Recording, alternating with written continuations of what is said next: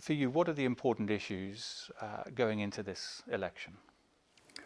The disposition toward human rights by President Trump is a real issue. He is the overwhelming issue in the campaign, his behavior.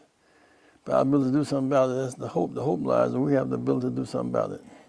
In terms of this year especially, we've really once again seen the issue of police brutality. How will that, as an issue, play out, do you feel, in this election? Well, this is a global issue, not just a local issue. I miss that. The cameras have been a big factor in the new disposition. We would not have known. We saw George Floyd die on camera in almost in real time. 8 minutes and 46 seconds. Let me breathe. Let me breathe. It touched something deep in the humanity. That's why you had so many whites protesting. It was humiliating for blacks, embarrassing for whites, and bad for America altogether. One element that has occurred over the last few years has obviously been the growth of Black Lives Matter as a movement. How do you assess what they have achieved over the last few years or so? Black Lives Matter is not for blacks only. It's a sign of history.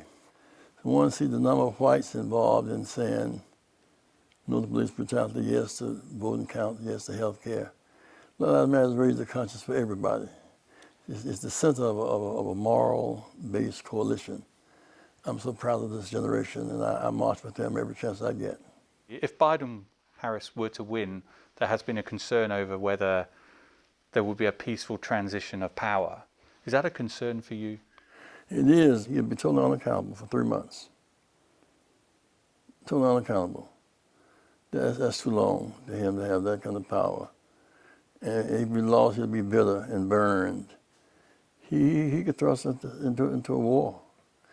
I'm convinced that Trump wants on January 20th, I think he really wants some drama in January, where he knows he can't win it, but he'll turn his 90 million followers into a serious right-wing movement in this country. One key element from this election, though, is Kamala Harris and her running as vice president. How do you assess her and what she could potentially bring to America? She's qualified. She brings a lot to the table, and she's an able debater. She can argue her case. I said in a tweet the night that Dr. King and Van Hamer and Mandela and the models of our time would be proud that she represents our interests now at a high place. Obviously, there's a lot of concern, anxiety around right now. What is your vision for the future? Where do you feel America? Forward by hope, not backwards by fear. By inclusion, not exclusion. We all matter. We're all God's children.